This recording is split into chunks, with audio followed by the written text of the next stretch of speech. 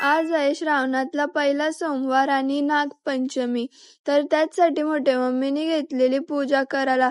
मोठ्या मम्मीने इथं सगळा मस्त मांडलेला आणि मग थोड्या वेळात आम्ही घेतली आरती. आरती करून झाल्या का मोठ्या मम्मीने दाखवला नैवेद्य. इथं केलेला केवला, बिड्डा, मोदक आणि वडी. आणि मोठ्या मम्मीने पण केलता खीर, दूध, मटकीची भाजी आणि वरण भात. मग आमच्या परिदीदीने बनवलेलं मोदक आणि पातोल्या.